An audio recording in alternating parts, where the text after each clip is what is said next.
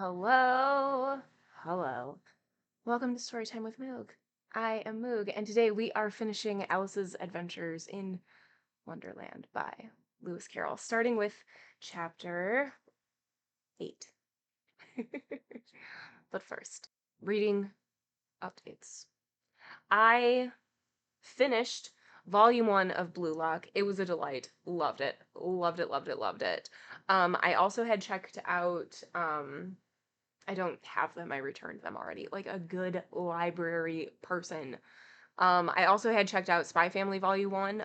Both of them are shows that I am caught up on and needed more in my life, but Spy Family wasn't doing it for me. I think it's just because I'm so excited about Blue Lock, which is so silly because it is a soccer show or soccer manga, and who knew that I would be so into it, but I am, and I'm rooting for them, and it's just great. So I finished chapter volume 1 of that. I also read volume 14. Are we on 14? I don't know, of Berserk. It's the last two, I read the compendium. It's the last two chapters of that have come by the original author, Kentaro Miura, and it was great. It was great. It was so good. And now they will be continuing the Berserk story because Mura had it like all laid out and everything. His like apprentice is going to be doing it, and it's already been stated that no more is going to be happening after that. So that's cool. So yes, the apprentice is going to be continuing on the story, and he already said that he's not going to be doing like more than what Mura already had laid out, which I like. I feel like cuz this has happened with other stories where like the author dies and then somebody comes in and finishes it. Wheel of Time is like that. Brandy Sandy came in and uh what's it called? Girl with the Dragon Tattoo. That was also the same way. Okay. What were we talking about? Berserk. Berserk. So good. So good. And then I also started reading yesterday Yellowface, sorry for the glare, Yellowface by R.F. Kuang. She is mostly been writing in the like fantasy realm, but this one is like so good. It is about these two writers, and they're kind of friends, and the person that we are like the narrator, her name is June, and she's not as successful as one of her friends. So they both went to the same school. They both currently live in DC and they hang out together like maybe once every couple months, that sort of thing. Her friend is Athena, and she is a very good writer, like much better than June. And she also has a very um popular book. Like her first book was picked up and she got like all of these royalties, and they are now out to drinks celebrating because Athena's book was picked up for a Netflix show. So they're out to drinks celebrating. They go back to Athena's house. They start having a pancake eating contest because delicious. And then Athena starts choking and dies. What? Before she died, I always forget this detail, which is insanely important. Before she died, we are like, we being June, walking around the house, and we find a manuscript, and it is complete. And the way that Athena writes is she doesn't let anybody know anything about what she's writing. She doesn't show any outlines. She doesn't talk about it. Nothing until it is complete. So the manuscript is complete and it's just sitting on the desk. And so June is trying to revive Athena, all of these things, and before um the ambulance can get there, Athena had died. She like stopped moving, all of those things. And then we like flip to June arriving at home after being questioned by the police and like all of these things. And she goes to sleep, and at the foot of her bed is her bag with the manuscript, with the completed manuscript in it. And then we just sort of keep sliding down this this plagiarism theft hill of being like, oh no, it's a writing experiment to better myself as a writer, to fill in the gaps, because there were several places where it's just like to be filled in later, like that sort of thing. And so she gets signed for this book, and she's going back and forth with the editor to change things. And Athena is Asian. She was born in Hong Kong. She traveled around all of these things. The book that she's writing, or has already written, is World War I, but it is told from like a chorus of different people through like laborers' perspectives. So there's like Mandarin thrown in, and the way that characters are referred to are like the kinship, which is very different than like American terms for kinship. Like it's more complicated, the structure for it, for like which word to use and all of those things. And so Us Being June does a lot of research, and it's just wild because like June is, just a brown-haired, brown-eyed, white, very, very American person, and trying to get this book sold.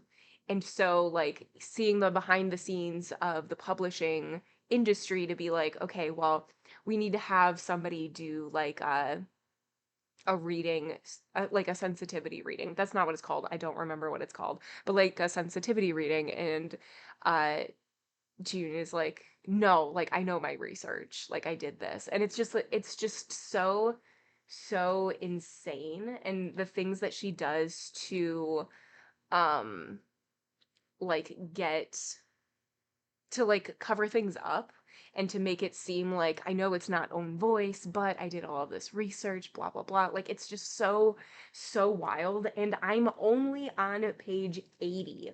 Like I've only read this far. So what? What? I'm very excited. I'm very excited to see where this goes. I'm reading this because it was chosen by readers in 2023 as the best new fiction book of 2023. So we shall see. We shall see. Very exciting. But today we are finishing Alice's Adventures in Wonderland by Lewis Carroll. So we're starting with chapter 8. What has happened so far? Alice is in Wonderland. I'm not going to go too into details just because there's so many adaptations, but Alice is in Wonderland. We have met the Duchess and the baby. The baby turned into a pig. We have met the Cheshire Cat. We have met the White Rabbit, obviously. Obviously. We have met the Blue Caterpillar, and we are currently on our way to the Mad Hatter. Yes, because we're talking to the Cheshire Cat and we're trying to decide which way to go. And I think we decided to go with the Mad Hatter. I don't remember. Let's see. She had not gone much farther when she came inside of the House of the March Hare. Okay, just kidding. We went to the March Hare. So that's where we left off, and that's where we're going to hop into. All right. Chapter 8. Just kidding. Chapter 7. Have I been saying 8 this whole time? Because that's a lie. We're starting with chapter 7. Oh man. It is a day. Chapter 7. A Mad Tea Party. There was a table set out under a tree in front of the house, and the March Hare and the Hatter were having tea at it. A dormouse was sitting between them, fast asleep, and the other two were using it as a cushion, resting their elbows on it and talking over its head. Okay, before we get into any dialogue, I cannot guarantee that the voices will be the same. And I was talking about this with an IRL friend, and they were like, why don't you just watch the VOD of the time before so that you would remember the voices? And I said, that is a great idea, and I have not done that yet. So, the voices may or may not be different.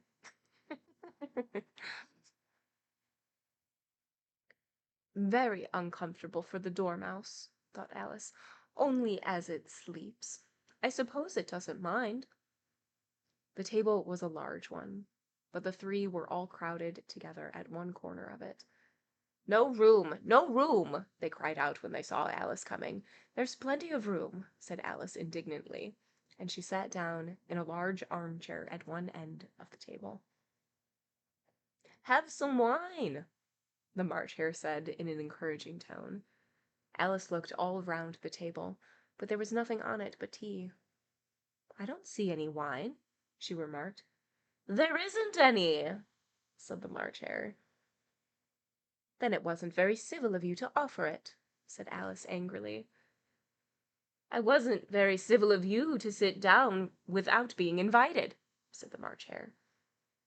I didn't know it was your table, said Alice. It's laid out for a great many more than three. Your hair wants cutting, said the Hatter. He had been looking at Alice for some time with great curiosity, and this was his first speech. You should learn not to make personal remarks, Alice said with some severity. It's very rude. The Hatter opened his eyes very wide on hearing this, but all he said was, Why is a raven like a writing desk? Come, we shall have some fun now, thought Alice. I'm glad they've begun asking riddles. I believe I can guess that, she said aloud.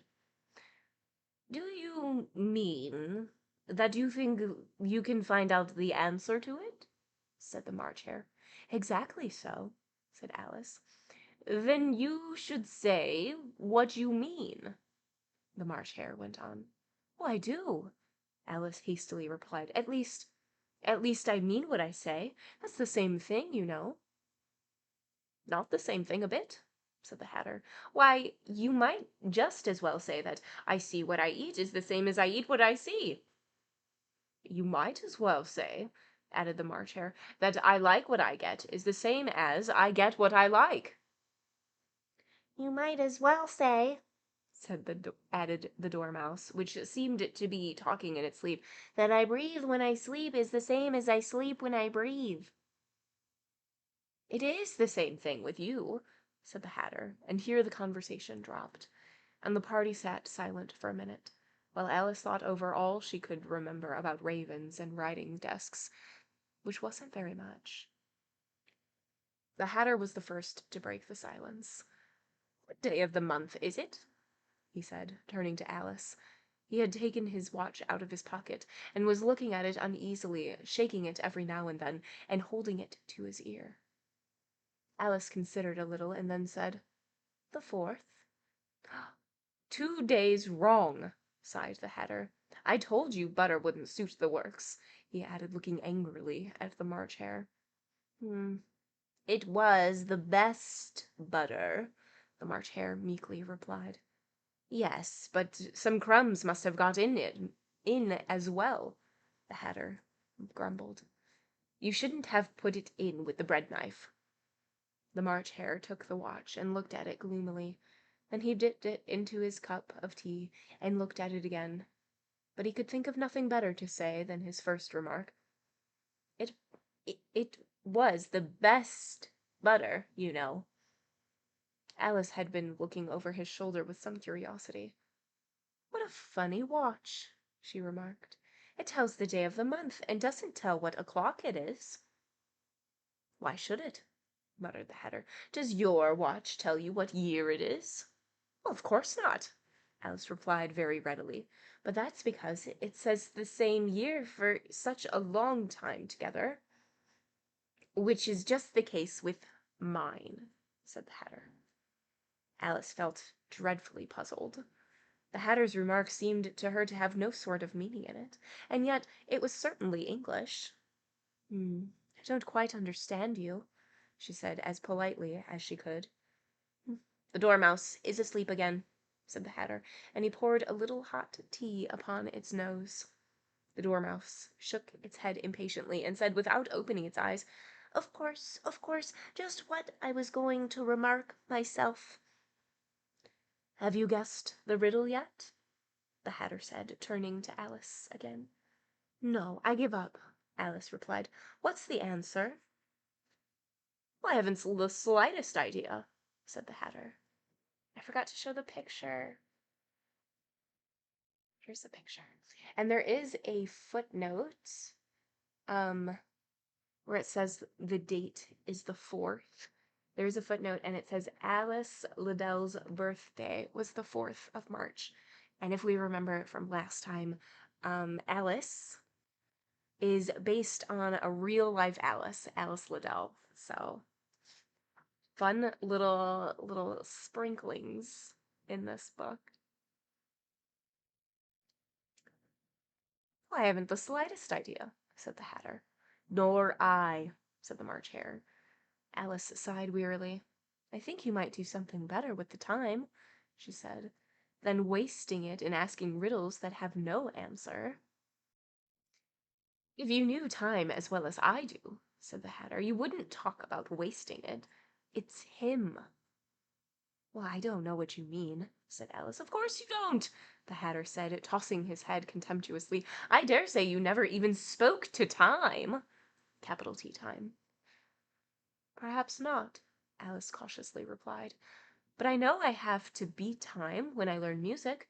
"Ah, that accounts for it," said the Hatter. "Who won't stand beating? He won't stand beating. Now, if you only kept on good terms with him, he'd do almost anything you asked with the clock. For instance, suppose it were 9 o'clock in the morning, just time to begin lessons. You'd only have to whisper a hint to time, and round goes the clock in a twinkling. 1:30, time for dinner." "I only wish it was," the March Hare said to itself in a whisper. That would be grand, certainly," said Alice thoughtfully. "But listen, I shouldn't be hungry for it, you know." "Not at first, I suppose," said the Hatter. "But you could keep it to 1:30 as long as you liked." "Is that the way you manage?" Alice asked. The Hatter shook his head mournfully.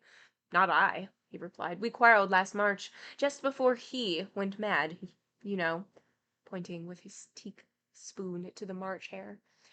"It was a great concert given by the Queen of Hearts, and I had to sing 'Twinkle, twinkle, little bat, how I wonder what you're at.' You know the song, perhaps?" "Well, I've heard something like it," said Alice. "It goes on, you know," the Hatter continued, "in this way. Up above the world you fly, like a tea tray in the sky. Twinkle, twinkle." Here the Dormouse shook itself and began singing in its sleep, "Twinkle, twinkle, twinkle, twinkle," and went on so long that they had to pinch it to make it stop. "Well, I'd hardly finished the first verse," said the Hatter, "when the Queen bawled out, 'He's murdering the time! Off with his head!'" "Oh, how dreadfully savage!"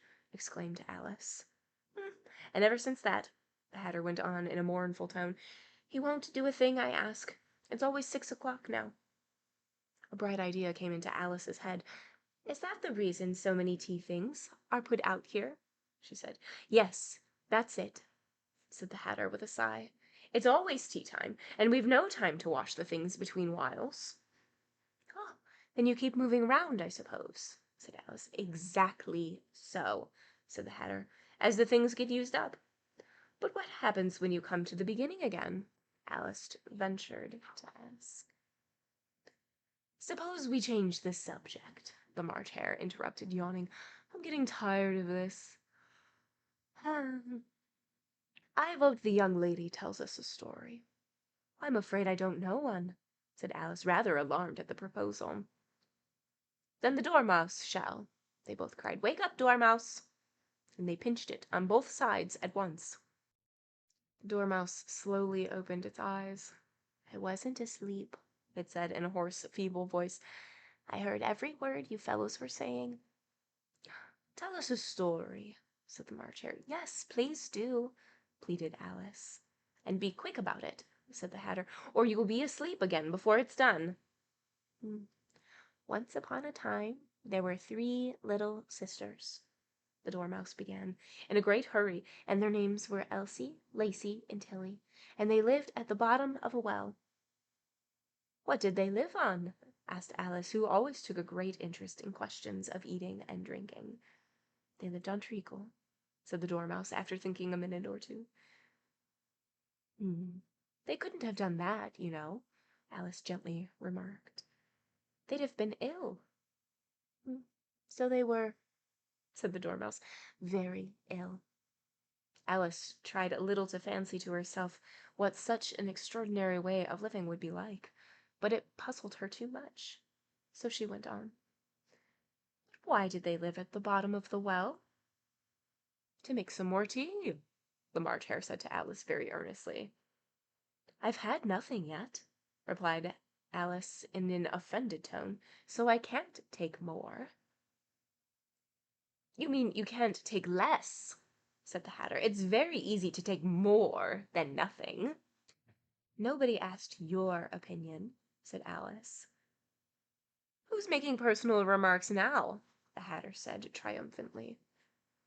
Alice did not quite know what to say to this, so she helped herself to some tea and bread and butter, and then turned to the Dormouse and repeated her question. "Why did they live at the bottom of a well?" The Dormouse again took a minute or two to think about it, and then said, "It was a treacle well."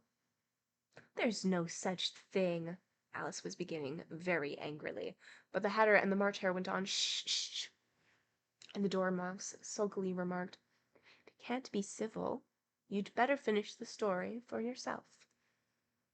"No, please go on," Alice said very humbly. "I won't interrupt you again. I dare say there may be one." "One, indeed," said the Dormouse indignantly. However, he consented to go on.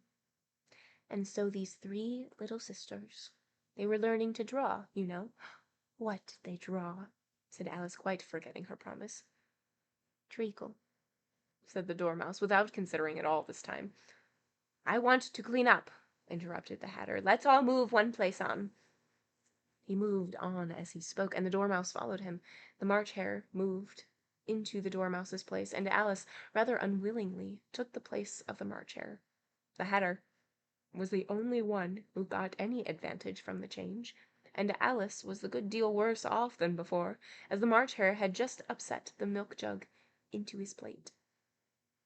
Alice did not wish to offend the Dormouse again, so she began very cautiously.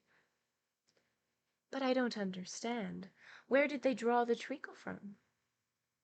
"Well, you can draw water out of a water well," said the Hatter, "so I should think you could draw treacle out of a treacle well. Eh, stupid?" "But they were in the well," Alice said to the Dormouse, not choosing to notice this last remark. "Of course they were," said the Dormouse, "well in."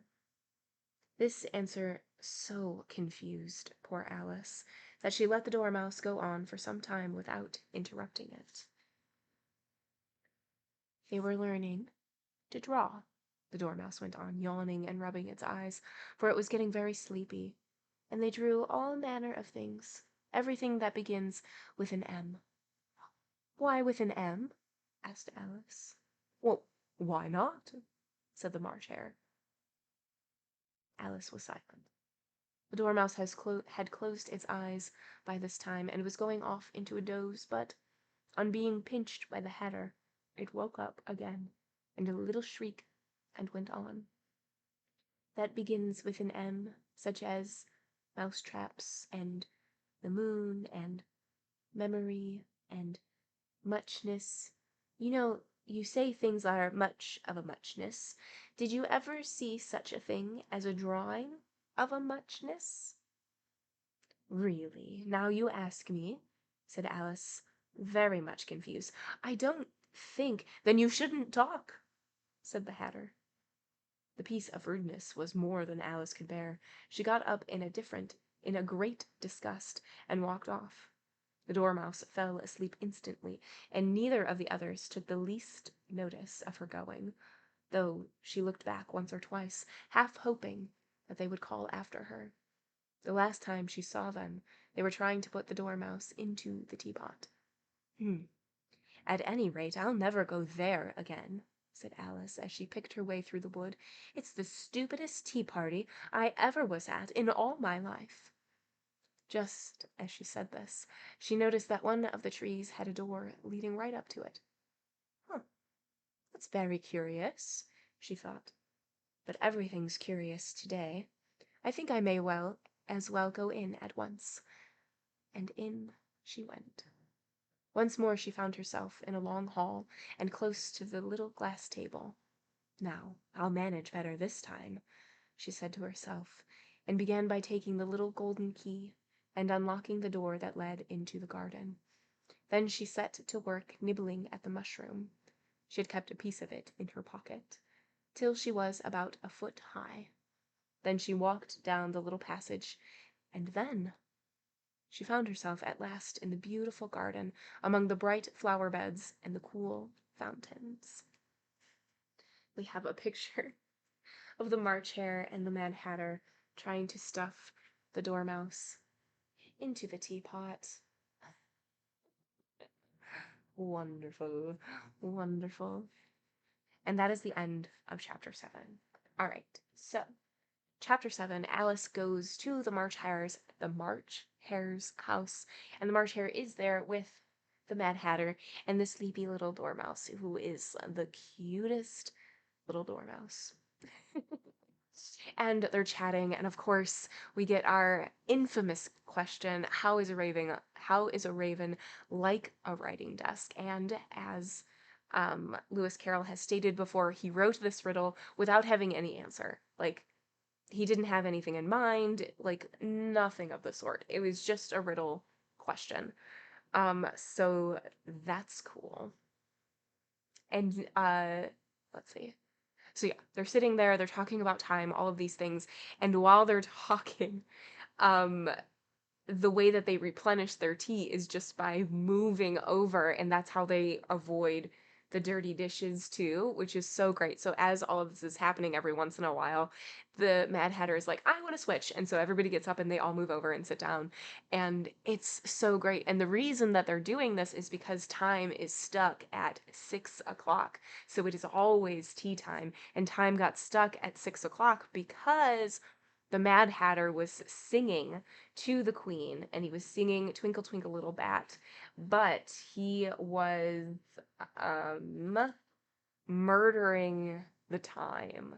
So now time is mad at him and has stuck him forever at 6 p.m. And that's great. And so Alice does leave and is like, well, that's the weirdest and silliest tea time that I've ever been to, and I don't like it. Oh, and the Dormouse is telling a story about these three sisters that live in a well, a treacle well, and they draw things that only start with M. That's great. It's so great. And Alice is trying to ask questions, and she's getting more and more confused at the absurdity and the nonsense of everything that's happening. And it is wonderful. Wonderful. And so as she's leaving, she finds a door and she goes through the door because of course she does. This is what we're all about, is B&Es. And she goes into the door and then nibbles on her little mushroom to get to her to about a foot now. And then she is finally in the garden that she originally saw when she fell down the hole in the tree. We finally made it to this beautiful garden. All right.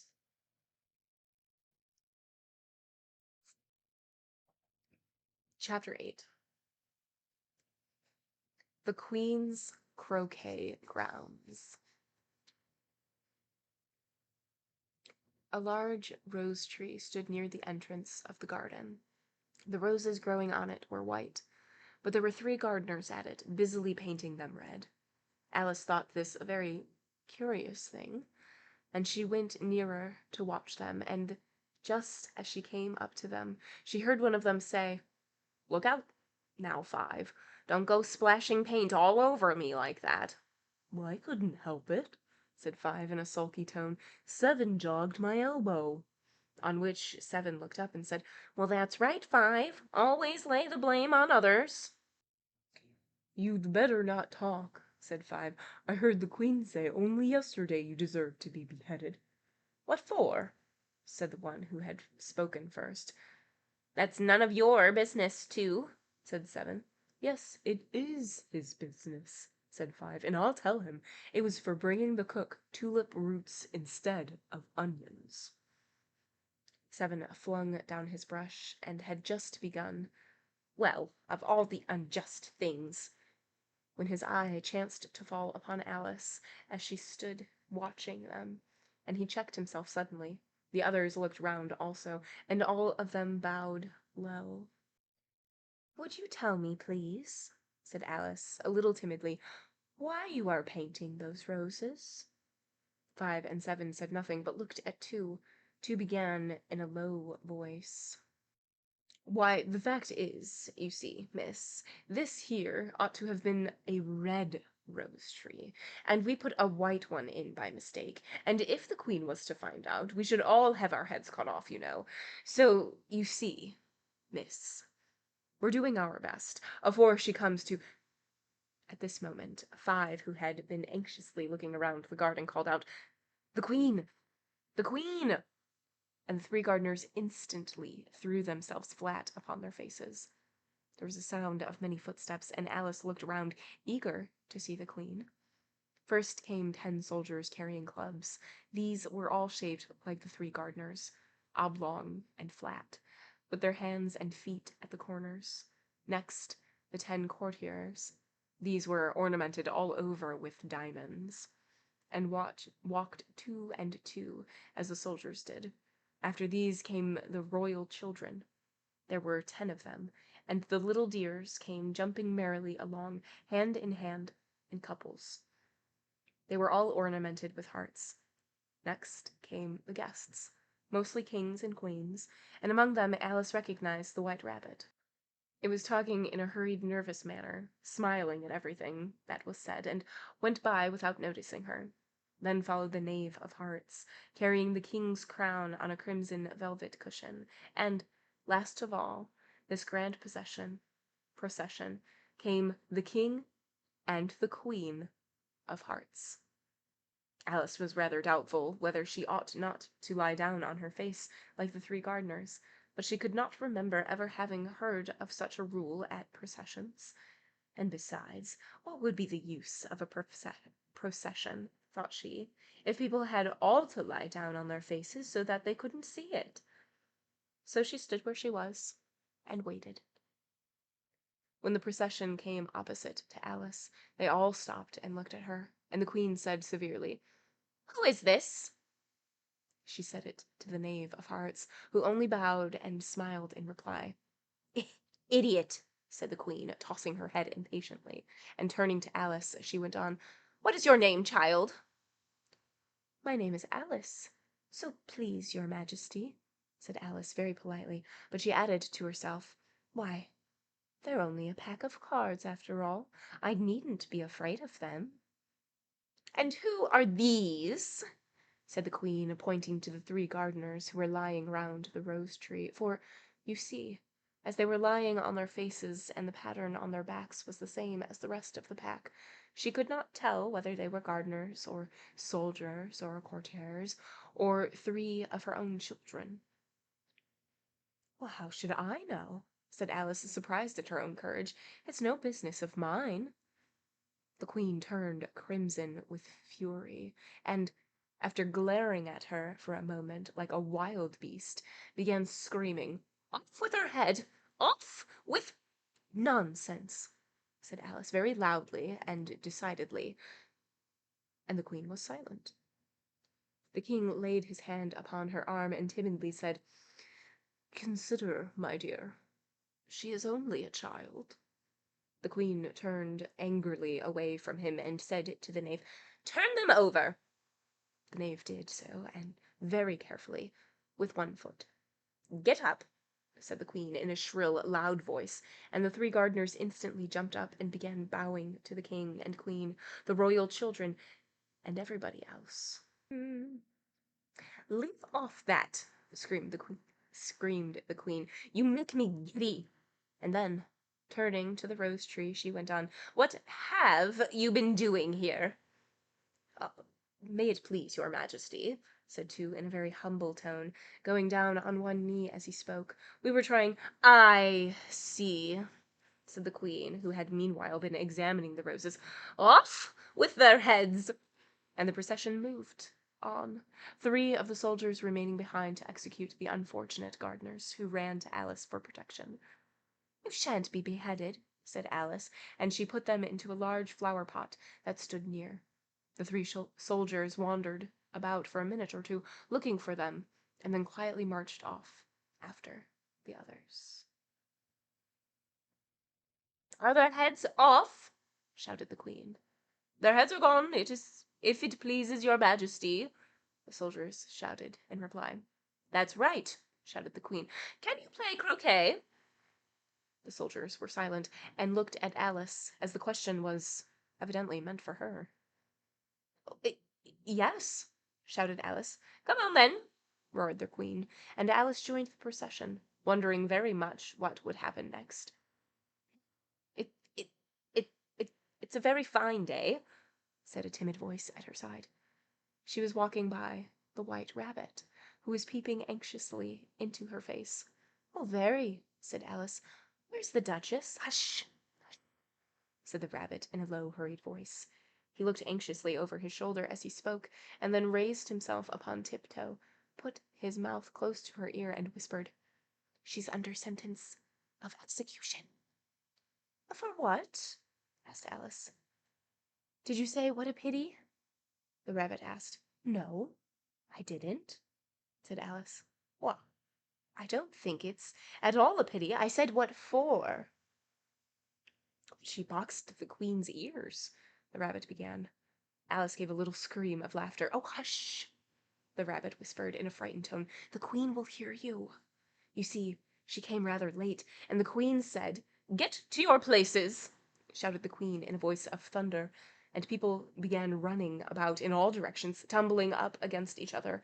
However, they got settled down in a minute or two, and the game began. Alice thought she had never seen such a curious croquet round in her life. It was all ridges and furrows. The croquet balls were live hedgehogs, and the mallets live flamingos, and the soldiers had to double themselves up and stand on their hands and feet to make the arches. The chief difficulty Alice found at first was in managing her flamingo.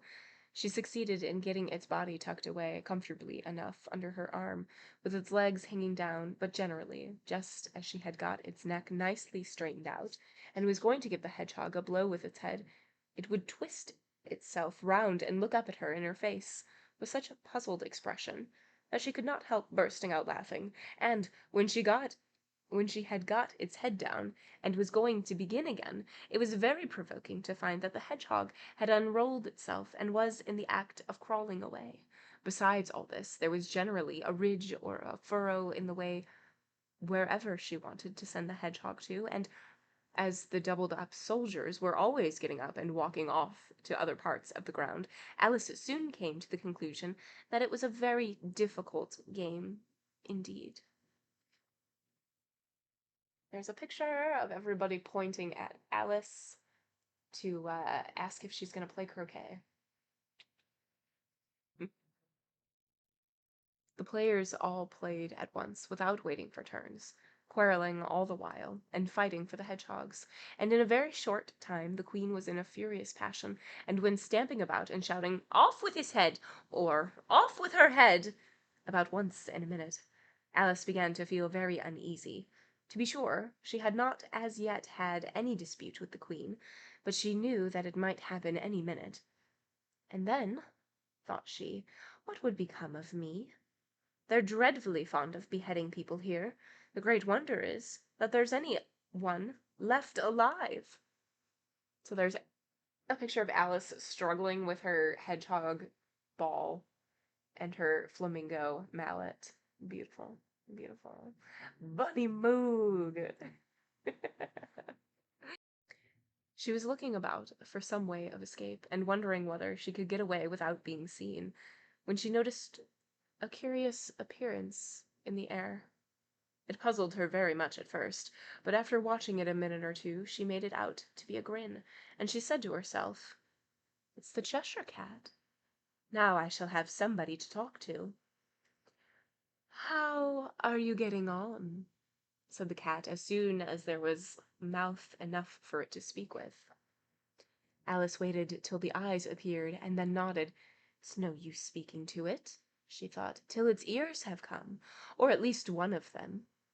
In another minute the whole head appeared, and then Alice put down her flamingo and began an account of the game, feeling very glad she had someone to listen to her. The cat seemed to think that there was enough of it now in sight, and no more of it appeared. "I don't think they play at all fairly," Alice began in rather a complaining tone. "And they all quarrel so dreadfully one can't hear one speak, and they don't seem to have any rules in particular. At least, if there are, nobody attends to them, and you've no idea how confusing it is all the things being alive. For instance, there's the arch I've got to go through, next walking about at the other end of the ground, and I should have croqueted the Queen's hedgehog just now, only it ran away when it saw mine coming." "How do you like the Queen?" said the cat in a low voice. "Oh, not at all," said Alice. "She's so extremely—" Just then she noticed that the Queen was close behind her listening, so she went on, "Likely to win, that it's hardly worth while finishing the game."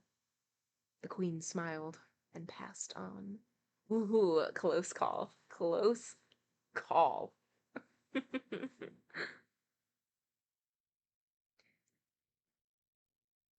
"Who are you talking to?"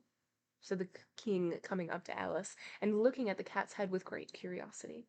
"Oh, it's a friend of mine, a Cheshire cat," said Alice. "Allow me to introduce it." "I don't like the look of it at all," said the king. "However, it may kiss my hand, if it likes."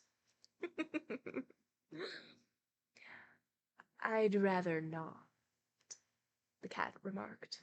"Don't be impertinent," said the king, "and don't look at me like that." He got behind Alice as he spoke.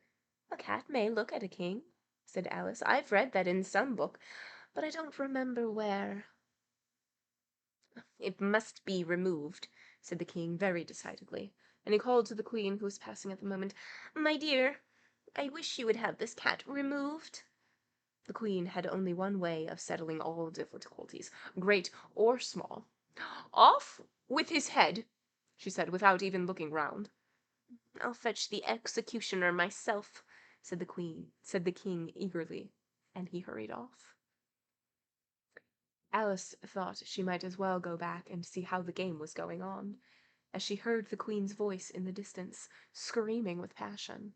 She had already heard her sentence 3 of the players to be executed for having missed their turns, and she did not like the look of things at all. As the game was in such confusion that she never knew whether it was her turn or not, so she went off in search of her hedgehog. The hedgehog was engaged in a fight with another hedgehog, which seemed to Alice an excellent opportunity for croqueting one of them with the other. The only difficulty was that her flamingo was gone across to the other side of the garden, where Alice could see it trying in a helpless sort of way to fly up into a tree. By the time she had caught the flamingo and brought it back, the fight was over, and both the hedgehogs were out of sight. But it doesn't matter much, thought Alice, as all the arches are gone from this side of the ground. So she tucked it away under her arm, that it might not escape again, and went back to have a little more conversation with her friend. When she got back to the Cheshire Cat, she was surprised to find quite a large crowd collected round it. There was a dispute going on between the executioner, the king, and the queen, who were all talking at once, while all the rest were quite silent, and looked very uncomfortable. The moment Alice appeared, she was appealed to it she was appealed to by all three to settle the question, and they repeated their argument to her, though as they all spoke at once, she found it very hard to make out exactly what they said. The executioner's argument was that you couldn't cut off a head unless there was a body to cut it off from, that he had never had to do such a thing before, and that he wasn't going to begin at his time of life. The king's argument was that anything that had a head could be beheaded, and that you weren't to talk nonsense. The queen's argument was that if something wasn't done about it in less than no time, she'd have everybody executed all around. It was this last remark that had made the whole party look so grave and anxious.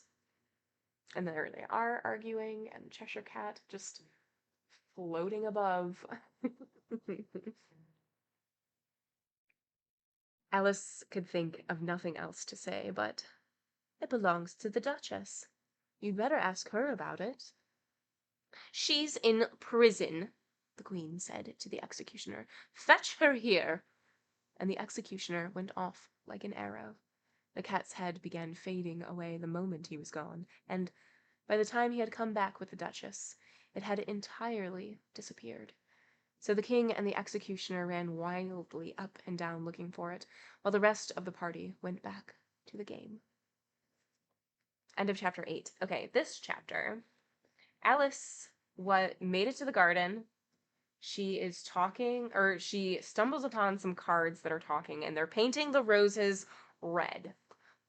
We're painting the roses red because they accidentally planted a white rose bush instead of a red rose bush. And so they're painting them red so that she doesn't find it. But here she comes with her caravan of people, and she sees them and she has them executed. She wants them beheaded. Alice is like, oh no, this is terrible. So she hides the cards. The executioners can't find them. The queen asks if they've been executed. The executioners are like, yep, totally. Heads are rolling. Everything's been chopped up to little bits. And so they start playing croquet. They ask Alice to play croquet, and she's like, okay. So she's playing croquet, but the the little ball's a hedgehog, and the flamingo is the mallet, and she's having such a hard time. Such a hard time playing. And while all of this is going on, the Cheshire Cat appears, and he's being a little instigator, this little friend of ours. And he's like, "So how do you like the Queen?" And Alice is about to be like, "No, she's terrible, and I super despise her." And so she notices that the Queen is behind her and is like, "Oh, I think she's gonna win, and what's the point? Blah blah blah." And so the Queen just like smiles because like she's the best, whatever, and goes about her day. And then Alice is like, "Oh, I better hurry up and like play my turn because people are being like executed or like carted off for missing their turn."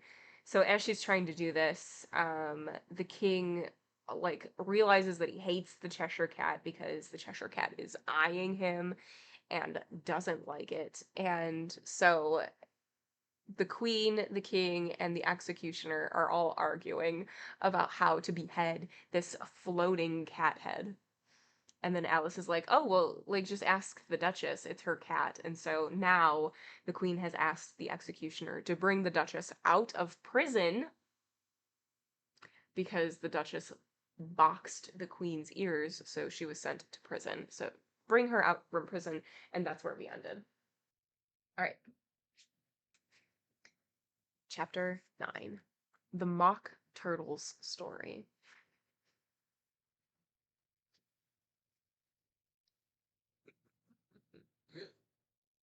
You can't think how glad I am to see you, you dear old thing, said the Duchess as she tucked her arm affectionately into Alice's, and they walked off together. Alice was very glad to find her in such a pleasant temper, and thought to herself that perhaps it was only the pepper that had made her so savage when they met in the kitchen. When I'm the Duchess, she said to herself, not in a very hopeful tone, though. I won't have any pepper in my kitchen at all. Soup does very well without. Maybe it's always pepper that makes people hot-tempered, she went on, very much pleased at having found out a new kind of rule. And vinegar makes them sour, and chamomile makes them bitter, and barley sugar, and such things that make children sweet-tempered. I only wish people knew that. Then they wouldn't be so stingy about it, you know? She had quite forgotten the Duchess by this time, and was a little startled when she heard a voice close to her ear. You're thinking about something, my dear, and that makes you forget to talk. I can tell just now what the moral of that is, but I shall remember it in a bit. Perhaps it hasn't one, Alice ventured to remark. Tut, tut, child, said the Duchess. Everything's got a moral, if only you can find it. And she squeezed herself up closer to Alice's side as she spoke. Alice did not much like her keeping so close to her. First, because the Duchess was very ugly, and secondly, because she was exactly the right height to rest her chin on Alice's shoulder, and it was an uncomfortable, sharp chin. However, she did not like to be rude, so she bore it as well as she could. The game's going on rather better now, she said, by way of keeping up the conversation a little.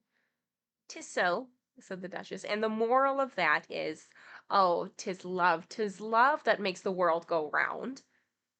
"Somebody said," Alice whispered, "that it's done by everybody minding their own business." "Ah, well, it means much the same thing," said the Duchess, digging her sharp little chin into Alice's shoulder as she asked. "And the moral of that is, take care of the sense, and the sounds will take care of themselves." How fond she is of finding morals in things, Alice thought to herself. There's her Alice and the Queen and her flamingo, or the Duchess, not the Queen, excuse me. Shots fired. "I dare say you're wondering why I don't put my arm round your waist," the Duchess said after a pause. "The reason is that I'm doubtful about the temper of your flamingo. Shall I try the experiment?" "He might bite," Alice cautiously replied, not feeling at all anxious to have the experiment tried. "Very true," said the Duchess. "Flamingos and mustard both bite. And the moral of that is, birds of a feather flock together." "Only mustard isn't a bird," Alice remarked. "Right, as usual," said the Duchess. "What a clear way you have of putting things." "It's a mineral, I think," said Alice. "Of course it is," said the Duchess, who seemed ready to agree to anything that Alice said. "There's a large mustard mine near here, and the moral of that is, the more there is of mine, the less there is of yours." "Oh, I know," exclaimed Alice, who had not attended to the last remark. "It's a vegetable. Doesn't look like one, but it is." "I quite agree with you," said the Duchess. "And the moral of that is, be what you would seem to be, or, if you'd like to put it more simply, never imagine yourself to be otherwise than what it might appear to others. That what you were, or might have been, was not otherwise than what you had been would have appeared to them to be otherwise. To put it more clearly." "I think I should understand that better," said Alice very politely, "if I had it written down. But I can't quite follow it as you say it." "That's nothing to what I should say if I chose," the Duchess replied in a pleased tone. "Pray, don't trouble yourself to say it any longer than that," said Alice. "Oh, don't talk about trouble," said the Duchess. "I make you a present of everything I've said as yet." "Cheap sort of present," thought Alice. "I'm glad people don't give birthday presents like that." But she did not venture to say it out loud. "Thinkin' again?" the Duchess asked, with another dig of her sharp little chin. "I've a right to think," said Alice sharply, for she was beginning to feel a little worried. "Just about as much right," said the Duchess, "as pigs have to fly, and But here, to Alice's great surprise, the Duchess's voice died away, even in the middle of her favorite word, moral, and the arm that was linked into hers began to tremble. Alice looked up, and there stood the Queen in front of them, with her arms folded, frowning like a thunderstorm. "A fine day, your Majesty," the Duchess began in a low, weak voice. Now, I give you fair warning, shouted the queen, stamping on the ground as she spoke. Either you or your head must be off, and that in about half no time. Take your choice. The Duchess took her choice, and was gone in a moment. Let's go on with the game, the queen said to Alice, and Alice was too much frightened to say a word, but slowly followed her back to the croquet ground. Let's see. The other guests had taken advantage of the queen's absence, and were resting in the shade. However, the moment they saw her, they hurried back to the game, the queen merely remarking that a moment's delay would cost them their lives. All the time they were playing, the queen never left off quarreling with the other players and shouting, "Off with his head!" or "Off with her head!" Those whom she sentenced were taken into custody by the soldiers, who, of course, had to leave off being arches to do so, so that by the end of half an hour or so there were no arches left, and all the players except the king, the queen, and Alice were in custody of under sentence of execution. Then the queen left off, quite out of breath, and said to Alice, "Have you seen the mock turtle yet?" "No," said Alice. "I don't even know what a mock turtle is." "It's the thing mock turtle soup is made from," said the queen. "I never saw one, or heard of one," said Alice. "Come on, then," said the queen, "and he shall tell you his history." As they walked off together, Alice heard the king say in a low voice to the company generally, "You are all pardoned. Come, that's the thing. That's a good thing," she said to herself, for she had quite unhappy at the number of executions the queen had ordered. They very soon came upon a griffin, lying fast asleep in the sun. If you don't know what a griffin is, look at the picture. It literally says that in parentheses. So let me show you the picture. Here we go. Here is the griffin. Ooh. Ah. And there is a footnote right next to Griffin, and it says, "A mythical creature with an eagle's head and wings and a lion's body, also spelled Griffin. The way that it's spelled in the text is Gryphon, which I've never seen it spelled that way before, and I kind of love it. It's like the sassier way to spell like Ashley or something. Like, just throw in extra letters to make it fancier.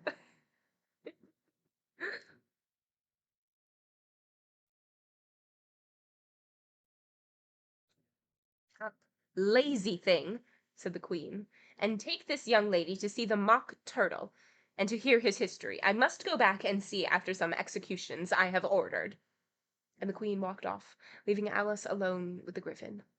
Alice did not quite like the look of the creature, but on the whole she thought it would be quite as safe to stay with it as to go after that savage queen. So she waited.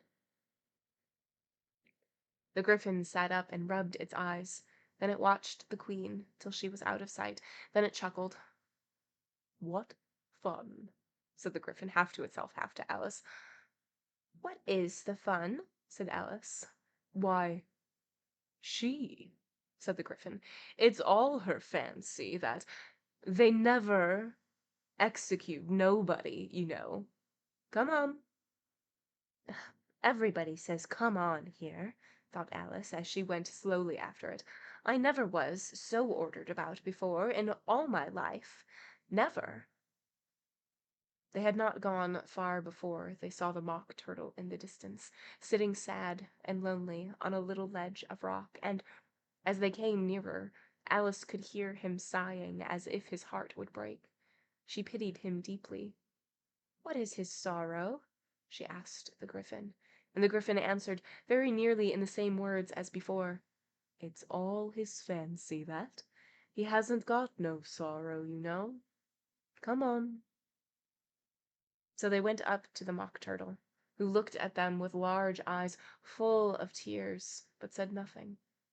"This here, young lady," said the griffin, "she wants for to know your history, we do." "I'll tell it to her," said the Mock Turtle in a deep, hollow tone. "Sit down, both of you, and don't speak a word till I've finished." So they sat down, and nobody spoke for some minutes. Alice thought to herself, I don't see how he can ever finish if he doesn't begin. But she waited patiently. "Once," said the Mock Turtle at last with a deep sigh, "I was a real turtle." These words were followed by a very long silence, broken only by an occasional exclamation of an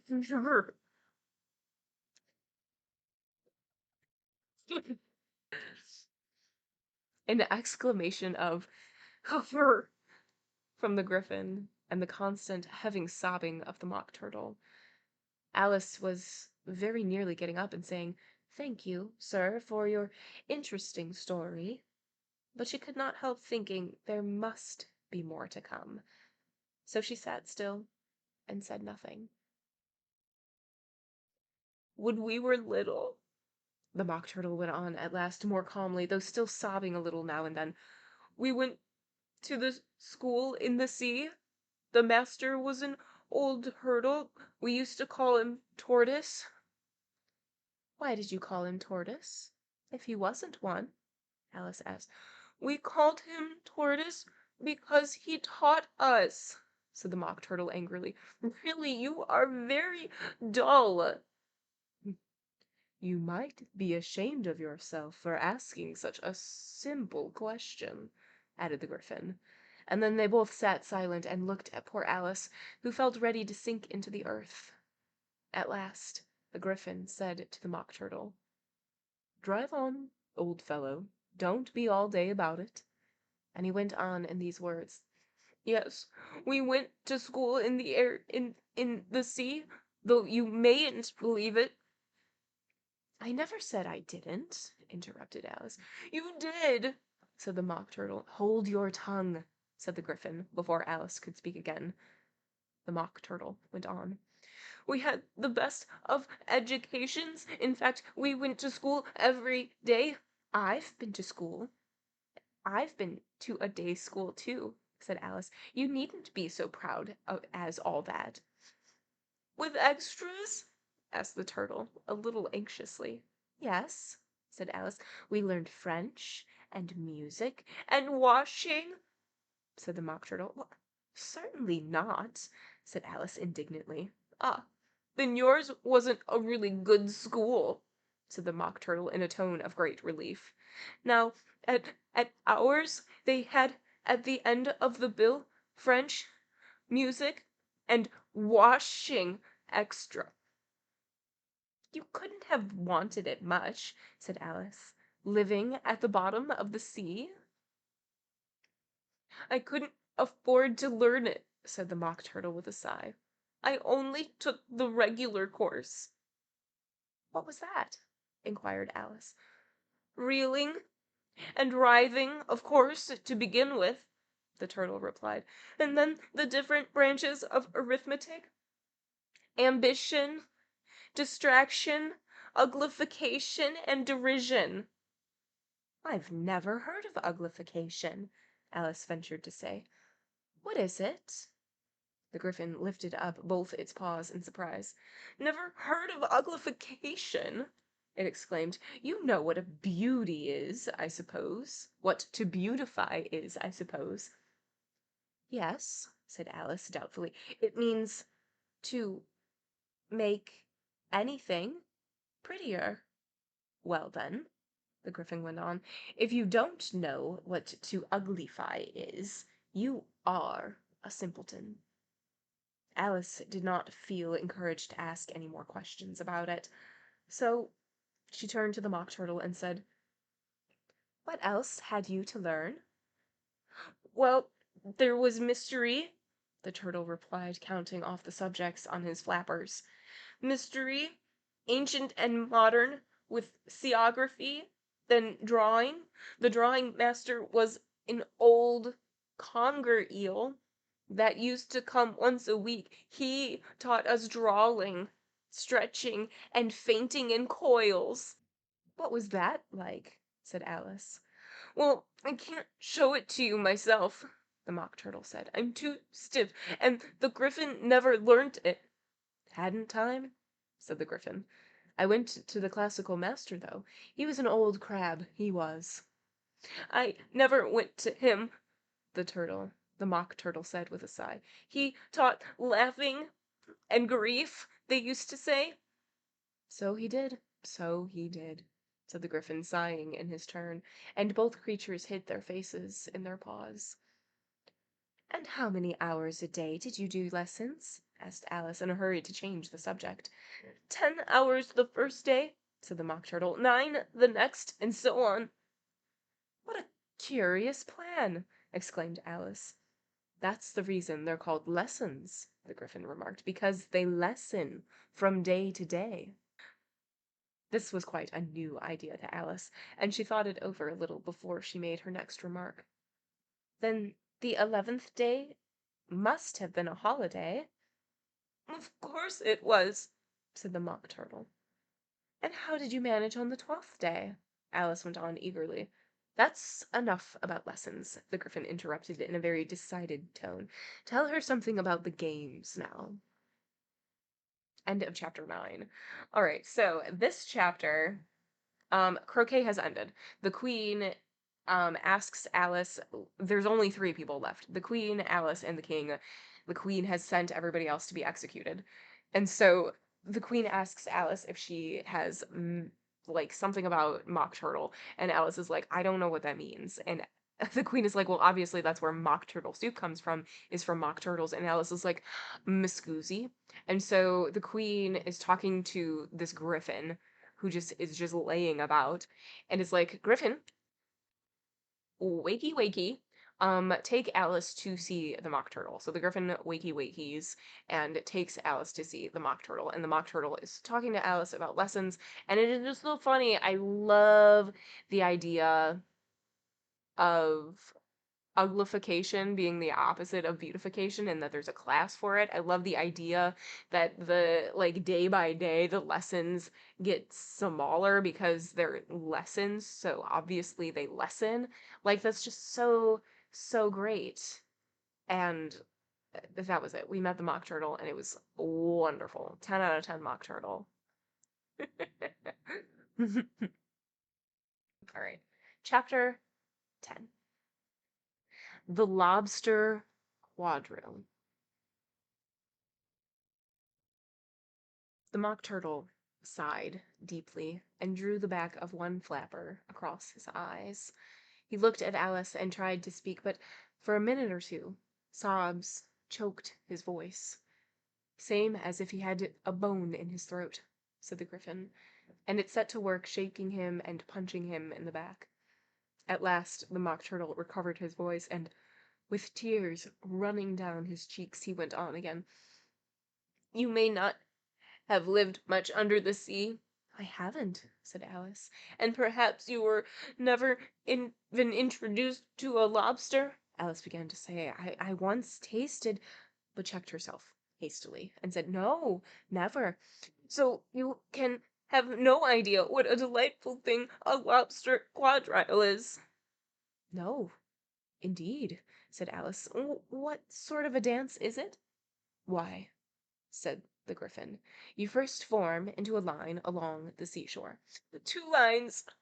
cried the Mock Turtle. "Seas, turtles, salmon, and so on, and then, when you've cleared all the jellyfish out of the way—" "That generally takes time," interrupted the Griffin.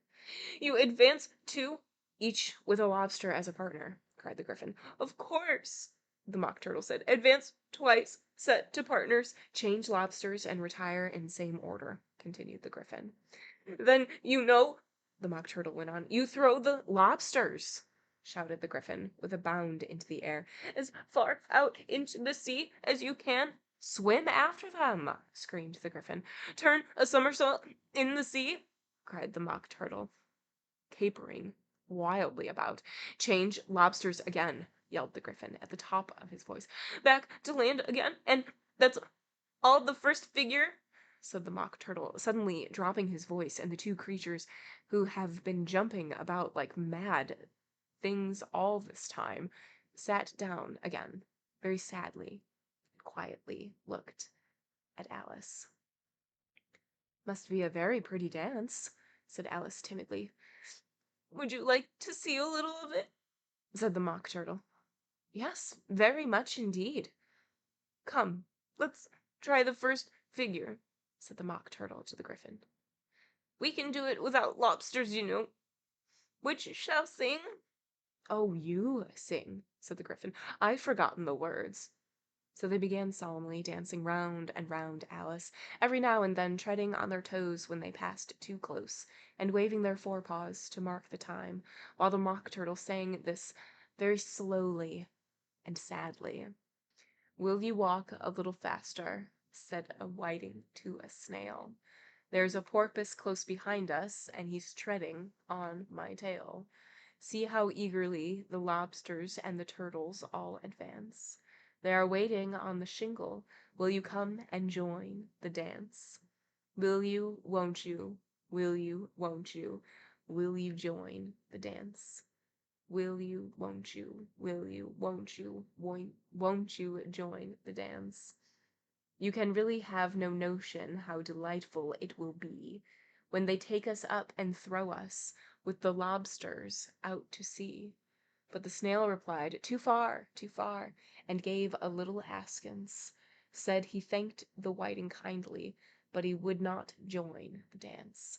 Would not, could not, would not, could not, would not join the dance. Would not, could not, would not, could not join the dance.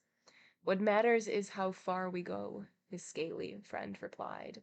"There is nothing sure, you know, upon the other side. The farther off from England, the nearer is to France. Then turn not pale, beloved snail, but come and join the dance. Will you, won't you, will you, won't you, will you join the dance? Will you, won't you, will you, won't you join the dance?" I don't think I shared the picture, but there's the picture of um the Gryphon, Alice, and the Mock Turtle.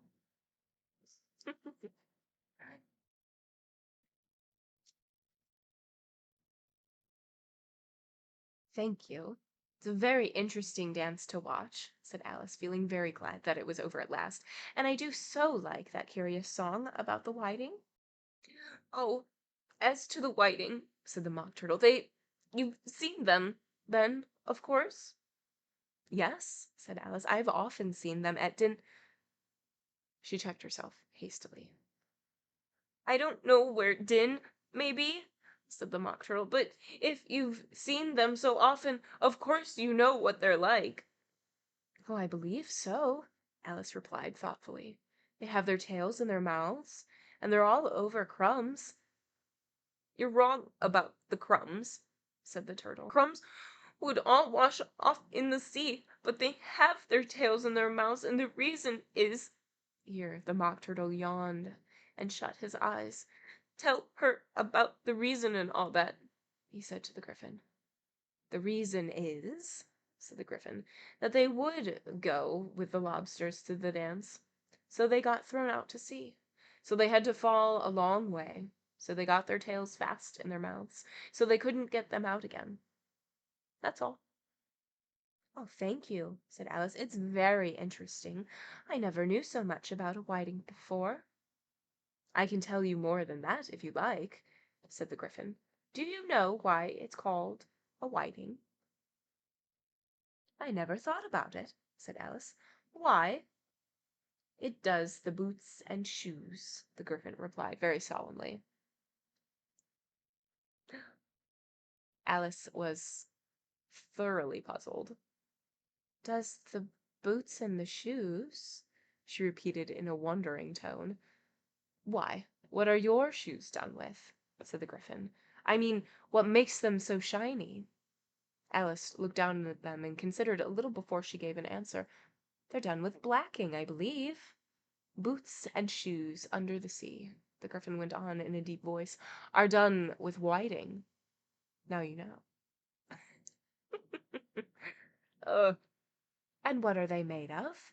Alice asked in a tone of great curiosity. "Soles and eels, of course."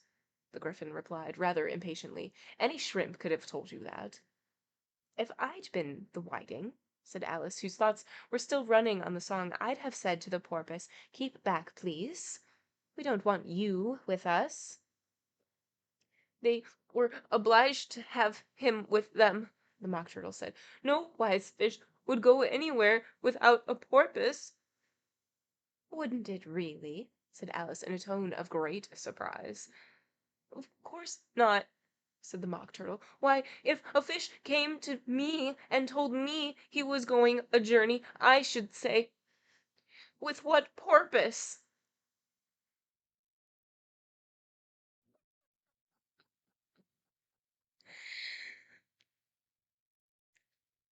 Don't you mean purpose?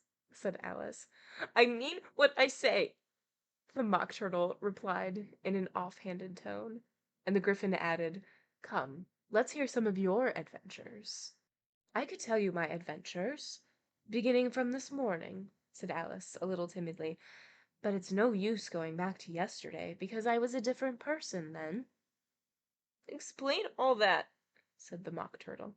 No, no, the adventure first, said the Gryphon in an impatient tone. Explanations take such a dreadful time. So Alice began telling them her adventure from the time when she saw the white rabbit. She was a little nervous about it, just at first. The two creatures got so close to her, one on each side, and opened their eyes and mouths so very wide, but she gained courage as she went on. Her listeners were perfectly quiet till she got to the part about her repeating, "You are old, Father William," to the caterpillar, and the words all coming different, and then the Mock Turtle drew a long breath and said, "That's very curious." It's all about as curious as it can be, said the Gryphon. It all came out different, the Mock Turtle repeated thoughtfully. I should like to hear her try and repeat something now. Tell her to begin. He looked at the Gryphon, as if he thought it had some kind of authority over Alice. Stand up and repeat, "'Tis the voice of the sluggard," said the Gryphon. How how the creatures order one about, and make one repeat lessons, thought Alice. I might just as well be at school at once. However, she got up and began to repeat it, but her head was so full of the lobster quadrille that she hardly knew what she was saying, and the words came out very odd indeed. "'Tis the voice of the lobster," I heard him declare. "You have baked him too brown. I must sugar my hair."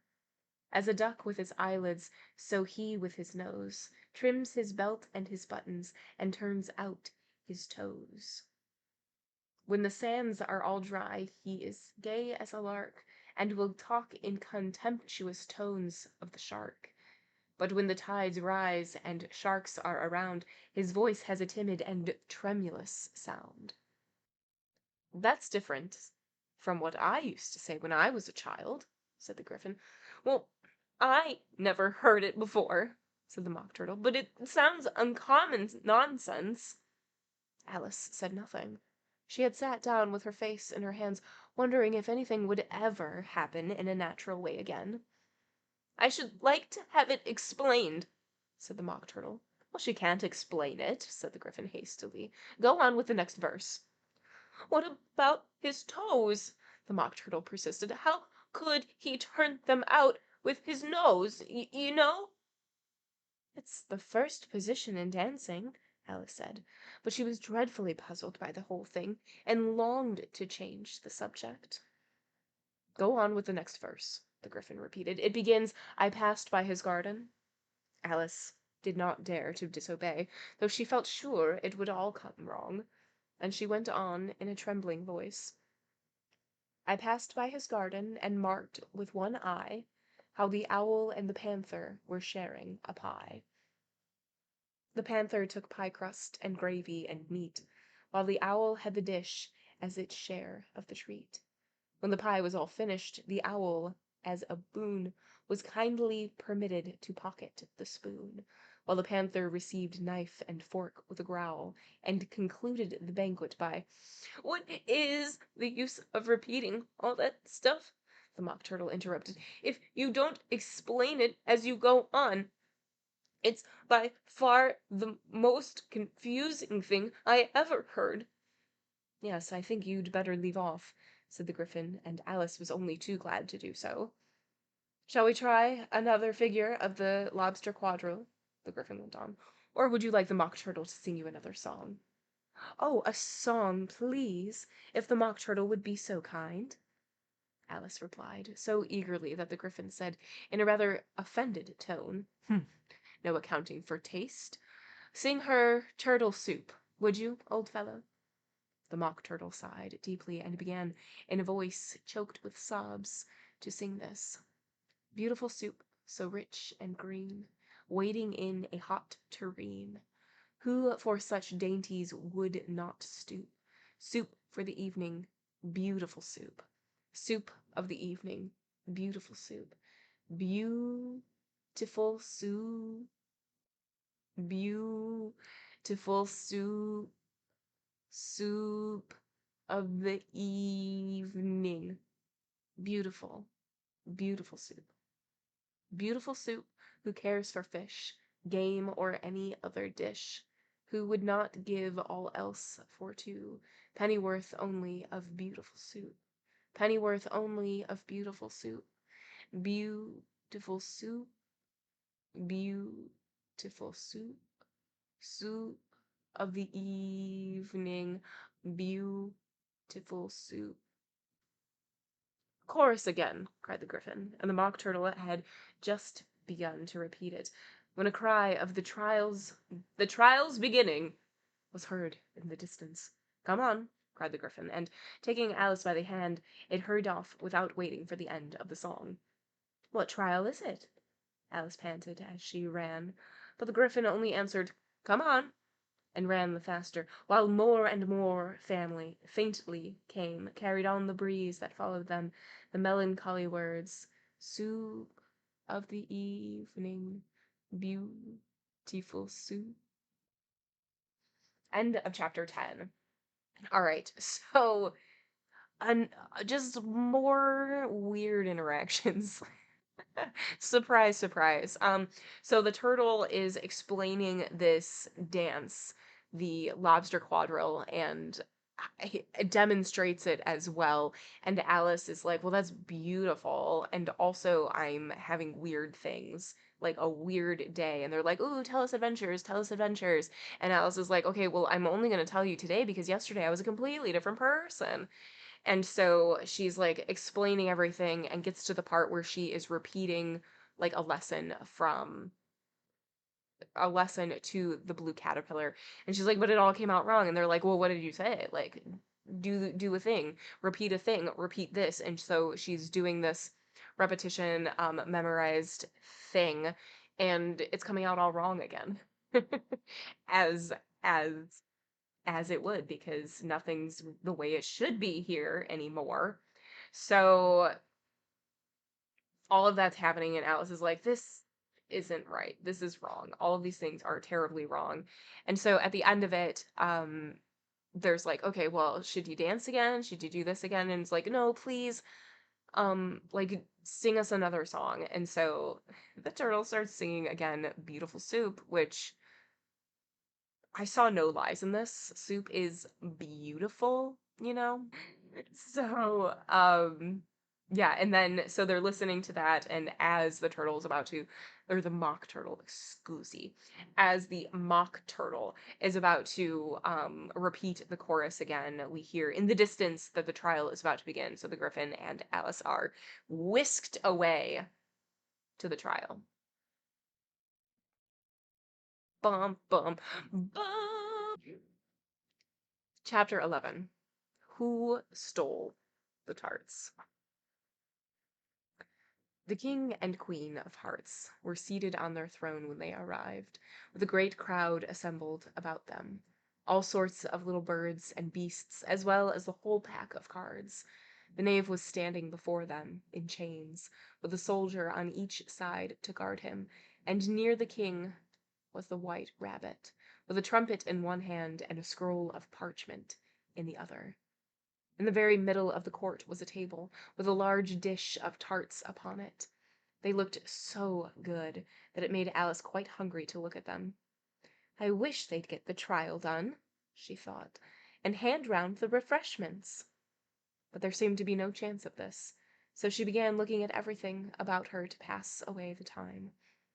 Alice had never been in a court of justice before, but she had read about them in books, and she was quite pleased to find that she knew the name of nearly everything there. That's the judge, she said to herself, because of his great wig. The judge, by the way, was the king, and as he wore his crown over the wig, look at the frontispiece if you wish to know how he did it. He did not look at all comfortable, and it was certainly not becoming. I'll show you on the next page. And that's the jury box, thought Alice, and those 12 creatures. She obliged to say creatures, you see, because some of them were animals, and some were birds, which are not animals or real. So, I suppose they are the jurors. She said this last word 2 or 3 times over to herself, being rather proud of it, for she thought, and rightly too, that very few little girls her age knew the meaning of it all. However, jurymen would have done just as well.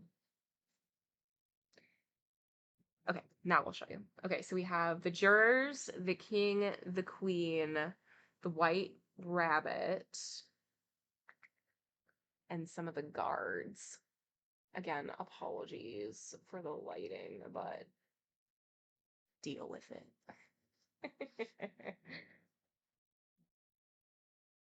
The 12 jurors were all writing very busily on slates. "What are they doing?" Alice whispered to the Gryphon. "They can't have anything to put down yet, before the trial's begun." "They're putting down their names," the Gryphon whispered in reply, for fear they should forget them before the end of the trial. "Stupid things," Alice began in a loud, indignant voice, but she stopped herself hastily, for the White Rabbit called out, "Silence in the court!" and the king put on his spectacles and looked anxiously round to make out who was talking. Alice could see, as well as if she were looking over their shoulders, that all the jurors were writing down stupid things on their slates, and she could even make out that one of them didn't know how to spell stupid, and that he had to ask his neighbor to tell him. A nice muddle their slates will be in before the trial's over, thought Alice. One of the jurors had a pencil that squeaked. This, of course, Alice could not stand, and she went round the court and got behind him, and very soon found an opportunity of taking it away. She did it so quickly that the poor little juror, it was Bill, the lizard, could not make out at all what had become of it. So, after hunting all about it for it, he was obliged to write with one finger for the rest of the day, and this was of very little use, as it left no mark on the slate. "Herald, read the accusation," said the king. On this the White Rabbit blew 3 blasts from the trumpet, and unrolled the parchment, and read as followed. "The Queen of Hearts, she made some tarts on a summer day. The Knave of Hearts, he stole those tarts, and took them quite away." "Consider your verdict," the king said to the jury. "Not yet, not yet," the rabbit hastily cried. "There's a great deal to come before that." "Call the first witness," said the king, and the White Rabbit blew 3 blasts on the trumpet and called out, "First witness." The first witness was the Hatter. He came in with a teacup in one hand and a piece of bread and butter in the other. "Oh, I beg your majesty, I beg pardon, your majesty," he began, "for bringing these in, but I hadn't quite finished my tea when I was sent for." "You ought to have finished," said the king. "When did you begin?" The Hatter looked at the March Hare, who had followed him into the court, arm in arm with the Dormouse. "14th of March, I think it was," he said. "15th," said the Hare. "16th," said the Dormouse. Write that down," said the king to the jury, and the jury eagerly wrote down all 3 dates on their slates, and then added them up and reduced the answer to shillings and pence. That makes sense. That definitely makes sense. "Take off your hat," the king said to the Hatter. It isn't mine, said the Hatter. Stolen! The king exclaimed, turning to the jury, who instantly made a memorandum of the fact. I keep them to sell, the Hatter added as an explanation. I've none of my own. I'm a Hatter. Here the queen put on her spectacles and began staring hard at the Hatter, who turned pale and fidgeted. Give your evidence, said the king, and don't be nervous, or I'll have you executed on the spot. This did not seem to encourage the witness at all. He kept shifting from one foot to the other, looking uneasily at the queen, and in his confusion he bit a large piece out of his teacup instead of the bread and butter. Just at that moment Alice felt a very curious sensation, which puzzled her a good deal until she made out what it was. She was beginning to grow larger again, and she thought at first she would get up and leave the court, but on second thoughts she decided to remain where she was as long as there was room for her. I wish you wouldn't squeeze so, said the Dormouse, who was sitting next to her. I can hardly breathe. I can't help it, said Alice very meekly. I'm growing. You've no right to grow here, said the Dormouse. Oh, don't talk nonsense, said Alice more boldly. You know you're growing too. Yes, but I grow at a reasonable pace, said the Dormouse, not in this ridiculous fashion. And he got up very sulkily and crossed over to the other side of the court. All this time the queen had never left off staring at the Hatter, and just as the Dormouse crossed the court, she said to one of the officers of the court, Bring me the list of the singers in the last concert, in which the wretched Hatter trembled so, and he shook off both his shoes. Give your evidence, the king repeated angrily, or I'll have you executed, whether you're nervous or not. I'm a poor man, your majesty, the Hatter began in a trembling voice, and I hadn't begun my tea, not above a week or so, and what with the bread and butter getting so thin, and the twinkling of the tea. The twinkling of what? It began with the tea, the Hatter replied. Of course, twinkling begins with a T, said the king sharply. Don't you take me for a dunce. Go on. I'm a poor man, the Hatter went on, and most things tinkled after that. Only the March Hare said, I didn't, the March Hare interrupted in a great hurry. You did. I deny it, said the March Hare. He denies it, said the king. Leave out that part. Well, at any rate, the Dormouse said. The Hatter went on, looking anxiously round to see if he would deny it too, but the Dormouse denied nothing, being fast asleep. After that, continued the Hatter, I cut some more bread and butter. But what did the Dormouse say? One of the jury asked. I can't remember, said the Hatter. You must remember, remarked the king, or I'll have you executed. The miserable Hatter dropped his teacup and bread and butter and went down on one knee. I'm a poor man, your majesty, he began. You're a very poor speaker, said the king. Here one of the guinea pigs cheered and was immediately suppressed by the officers of the court. As this is rather a hard word, I will just explain to you how it was done. They had a large canvas bag, which tied up at the mouth and strings. Into this they slipped the guinea pig, head first, and then sat upon it. What? Oh, I'm glad I've seen that done, thought Alice. I've so often read in newspapers at the end of trials there was some attempt at applause, which was immediately suppressed by the court officers of the courts, and I never understood what it meant till now. He's being suppressed. Oh my god. If that's all you know about it, you may sit down, continued the king. I can't go no lower, said the Hatter. I'm on the floor as it is. Then you may sit down, the king replied. Here the other guinea pig cheered and was suppressed. Come, that finishes the guinea pigs, thought Alice. Now we shall get on better. I'd rather finish my tea, said the Hatter with an anxious look at the queen, who was reading the list of singers. You may go, said the king, and the Hatter hurriedly left the court without even waiting to put on his shoes. And just take his head off outside, the Queen added to one of the officers, but the Hatter was out of sight before the officer could get to the door. Got some pictures of the Hatter at court. There we go. Gotta get just that right angle. Call the next witness, said the king. The next witness was the Duchess's cook. She carried the pepper box in her hand, and Alice guessed who it was, even before she got into court, by the way the people near the door began sneezing all at once. Give your evidence, said the cook. Shan't, said the cook. The king looked anxiously at the White Rabbit, who said in a low voice, Your Majesty must cross-examine this witness. Well, if I must, I must, the king said with a melancholy air, and after folding his arms and frowning at the cook till his eyes were nearly out of sight, he said in a deep voice, What are tarts made of? Pepper, mostly, said the cook.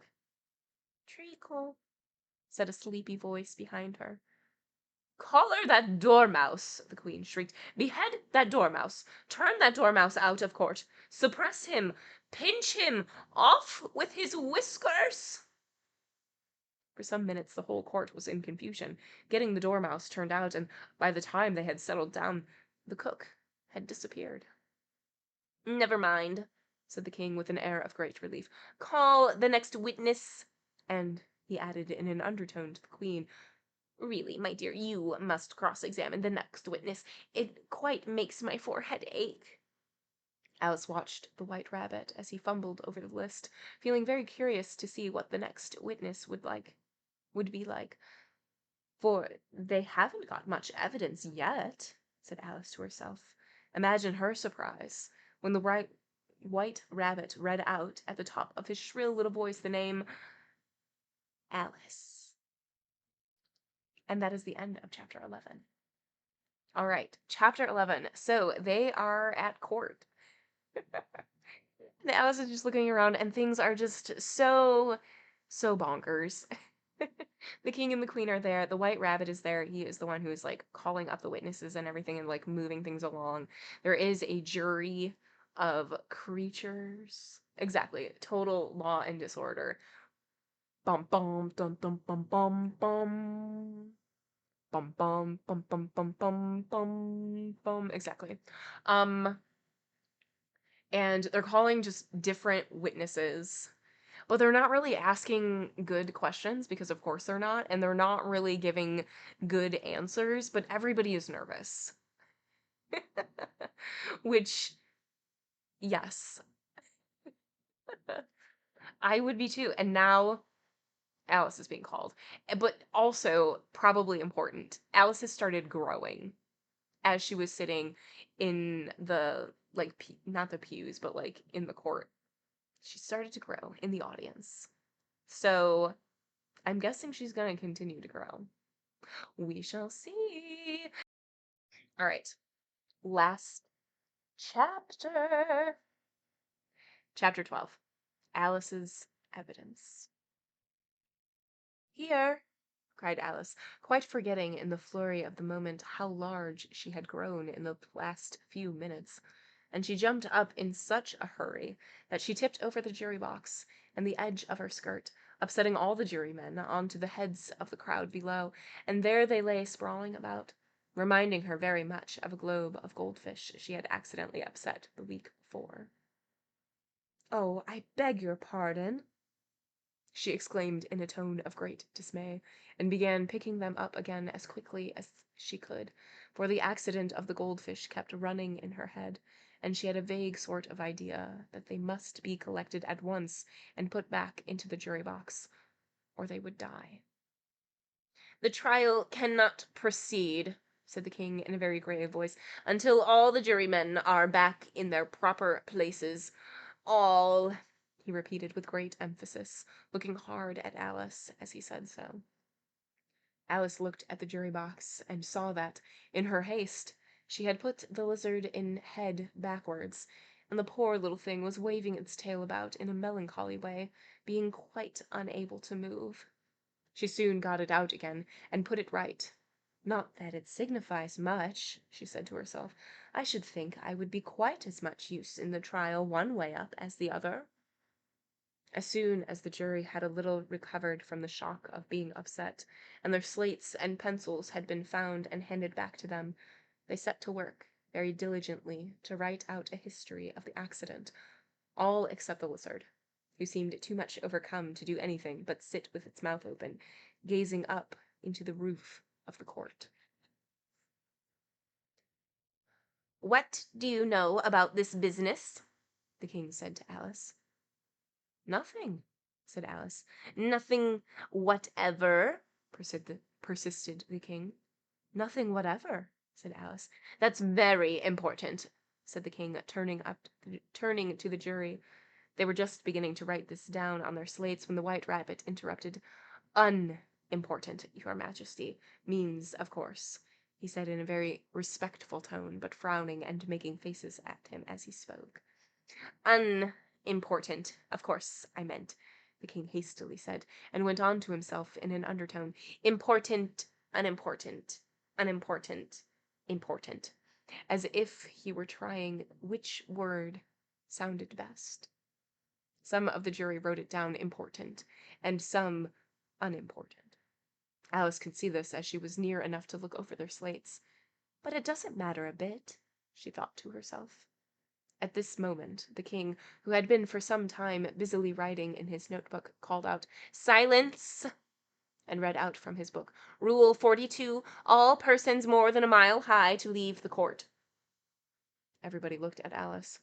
"I'm not a mile high," said Alice. "You are," said the king. "nearly 2 miles high," added the queen. "Well, I shan't go at any rate," said Alice. "Besides, that's not a regular rule. You invented it just now." "It's the oldest rule in the book," said the king. "Then it ought to be number 1," said Alice. The king turned pale and shut his notebook hastily.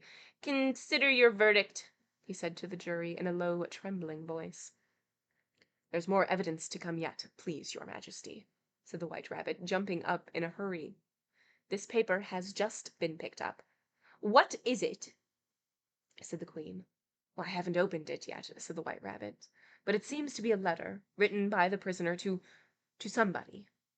"It must have been that," said the king, "unless it was written to nobody, which it isn't usual, you know." "Who is it directed to?" said one of the jurymen. "It isn't directed at all," said the White Rabbit. "In fact, there's nothing written on the outside." He unfolded the paper as he spoke and added, "It isn't a letter after all. It's a set of verses." "Are they in the prisoner's handwriting?" asked another of the jurymen. "No, they're not," said the White Rabbit. "And that's the oddest thing about it." The jury all looked puzzled. "He must have imitated somebody else's handwriting," said the king. The jury all brightened up again. "Please, Your Majesty," said the knave, "I didn't write it, and they can't prove that I did. There's no name signed at the end." "If you didn't sign it," said the king, "that only makes the matter worse. You must have meant some mischief, or else they'd have signed your name, like an honest man." There was a general clapping of hands at this. It was the first really clever thing the king had said that day. "That proves his guilt, of course," said the queen. "So, off with—" "It doesn't prove anything of the sort," said Alice. "Why, you don't even know what they're about." "Read them," said the king. The White Rabbit put on his spectacles. "Where shall I begin, please, Your Majesty?" he said. "Begin at the beginning," said the king very gravely, "and go on till you come to the end. Then stop." There was dead silence in the court whilst the White Rabbit read out these verses. "They told me you had been to her, and mentioned me to him. She gave me a good character, but said I could not swim. He sent them word I had gone. We know it to be true. If she should push the matter on, what would become of you? I gave her 1, they gave him 2. You gave us 3 or more. They all returned from him to you, though they were mine before. if I or she should chance to be involved in this affair, he trusts to you to set them free, exactly as we were. My notion was that you had been, before she had this fit, an obstacle that came between him and ourselves and it. Don't let him know she liked them best, for this must ever be a secret kept from all the rest between yourself and me. That's the most important piece of evidence we've heard yet, said the king, rubbing his hands. So now let the jury. If any one of them can explain it, said Alice. She had grown so large in the last few minutes that she wasn't a bit afraid of interrupting him. I'll give him 6 pence. I don't believe there's an atom of meaning in it. The jury all wrote on their slates, she doesn't believe there's an atom of meaning in it, but none of them attempted to explain the paper. If there's no meaning in it, said the king, that saves a world of trouble, as we needn't try to find any. And yet I don't know, he went on, spreading out the verses on his knees and looking at them with one eye. I seem to see some meaning in them, after all. Said I could not swim. You can't swim, can you? He added, turning to the knave. The knave shook his head sadly. Do I look like it? He said, which he certainly did not, being made entirely out of cardboard. All right so far, said the king, and he went on muttering over the verses to himself. We know it to be true. That's the jury, of course. If she should push the matter on, that must be the queen. What would become of you? What, indeed? I gave her 1, they gave him 2. Why, that must be what he did with the tarts, But it goes on, they all returned from him to you, said Alice. Why, there you are, said the king triumphantly, pointing to the tarts on the table. Nothing can be clearer than that. Then again, before she had this fit, you never had fits, my dear, I think, he said to the queen. Never, said the queen, furiously, throwing an inkstand at the lizard as she spoke. The unfortunate little Bill had left off writing on his slate with one finger, as he found it made no mark, but he now hastily began again, using the ink that was trickling down his face as long as it lasted. Then the words don't fit you, said the king, looking round the court with a smile. There was a dead silence. It's a pun, the king added in an angry tone, and everybody laughed. Let the jury consider their verdict, the king said, for about the 12th time that day. No, no, said the queen. Sentence first, verdict afterwards.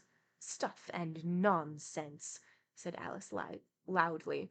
The idea of having the sentence first. Hold your tongue, said the queen, turning purple. I won't. Off with her head, the queen shouted at the top of her voice. Nobody moved. Who cares for you? Said Alice. She had grown to her full size by this time. You are nothing but a pack of cards. At this, the whole pack rose up into the air and came flying down upon her. She gave a little scream, half of fright and half of anger, and tried to beat them off, and found herself lying on the bank with her head in the lap of her sister, who was gently brushing away some dead leaves that had fluttered down from the trees upon her face. So there's pictures. There's Alice being attacked by all of the cards. There's the king. Wake up, Alice dear, said her sister. Why, what a long sleep you've had. Oh, I've had such a curious dream, said Alice, as she told her sister, as well as she could remember them, all those strange adventures of hers that you have just been reading about. And when she had finished, her sister kissed her and said, It was a curious dream, dear, certainly. But now run in to your tea. It's getting late. So Alice got up and ran off, thinking while she ran, as she might, what a wonderful dream it had been. But her sister sat still just as she left her, leaning her head on her hand, watching the setting sun and thinking of little Alice and all her wonderful adventures, till she, too, began dreaming after a fashion. And this was her dream. First, she dreamed about little Alice herself. Once again the tiny hands were clasped around her knee, and the bright, eager eyes were looking up into hers. She could hear the very tones of her voice, and see that odd little toss of her head to keep back the wandering hair that would always get in her eyes. And still, as she listened, or seemed to listen, the whole place round her became alive with the strange creatures of her little sister's dream. The long grass rustled at her feet as the white rabbit hurried by. The frightened mouse splashed his way through the neighboring pool. She could hear the rattle of the teacups as the March Hare and his friends shared their never-ending meal, and the shrill voice of the Queen ordering off her unfortunate guests to execution. Once more the pig baby was sneezing on the Duchess's knee, while plates and dishes crashed around it. Once more the shriek of the griffin, the squeaking of the lizard's slate pencil, and the choking of the suppressed guinea pigs filled the air, fixed up with the distant sob of the miserable mock turtle. So she sat on, with closed eyes, and half believed herself in Wonderland, though she knew she had but to open them again, and all would change to dull reality. The grass would be only rustling in the wind, and the pool rippling to the waving of the reeds. The rattling teacups would change to tinkling sheep bells, and the Queen's shrill cries to the voice of the shepherd boy, and the sneeze of the baby, the shriek of the griffin, and all the other odd noises would change, she knew, to the confused clamor of the busy farmyard, while the lowing of the cattle in the distance would take the place of the mock turtle's heavy sobs. Lastly, she pictured to herself how this same little sister of hers would, in the aftertime, be herself a grown woman, and how she would keep, through all her riper years, the simple and loving heart of her childhood, and how she would gather about her other little children, and make their eyes bright and eager with many a strange tale. Perhaps even with the dream of Wonderland of long ago, and how she would feel with their simple sorrows and find a pleasure in all their simple joys, remembering her own child life and the happy summer days. The end. All right. So, last chapter, Alice is on trial, shenanigans happening, and as all of this is happening, she's getting bigger and bigger and bigger. And lo and behold, she's like, "Well, you're nothing but a deck of cards." And the deck of cards like just rises up and starts like attacking her, I guess. And so she's like swiping them away. And then she wakes up. It was all a dream. And her sister is next to her and she's like, "What are you doing?" And so Alice explains her adventure that she had just had, and her sister's like, "Okay, well, we'll get up. It's tea time. Run along, little one." And so Alice does get up and goes to tea, and then her sister closes her eyes and just like imagines everything that Alice had just witnessed and is like pulling from the surrounding sounds to be like, "Oh, yes, the mooing cow over there is actually the sobs of the mock turtle, and this is actually, this noise type of a thing." So that's cool. I like it. And I do like the ending that it's like, "Oh, Alice, like you will grow up, bright-eyed, bushy-tailed, and when you do, grow up, you will like be able to share the joy that you had. Like your imagination brings so much wonder and so much goodness, and even though you will grow up, you will still have that sense of adventure and that creativity." And that's cool. So yes, that's the end, which means that's going to be where we end today. We will be starting just flopping right into the next one. So next time we will be reading Through the Looking Glass and What Alice Found There.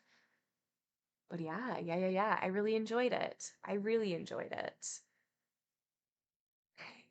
So yes, I enjoyed it. I really liked this absurdity, absurdism, what is it?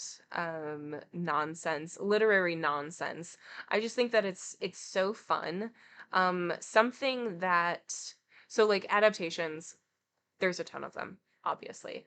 And it seems like a lot of them merge both Alice in Wonderland or Alice's Adventures in Wonderland and Through the Looking Glass. Because, note, we did not get Tweedledee and Tweedledum. That is not in this one. It is in Through the Looking Glass, I think. Unless I just lied to all of you, but I think they're in the next one. So I just think it's interesting that way, that it's like, okay, well, we have these two stories, they're basically the same tone. Let's just sloop them together, you know? They are, yes. It's just like the Jurassic Park movies. It's just like it. They just sort of like just take from not necessarily the movie that they are doing, but from others, like from the other books, and like let's a little bit of here, a little bit of there, let's just hodgepodge it together, and then let's just go our own way and do whatever we want. So maybe Jurassic Park wasn't the best example, but yeah, it did sort of like sloop it together. Thank you all for being here. It's been fun. It's been real. It's been glorious. And might I say, it's been a little mad. I hope to see you all next time. As always, whether you lurk, whether you chat, I 1000% appreciate you, and I 1000% appreciate your support. If I do not see you next time, I hope to see you very, very soon. Goodbye.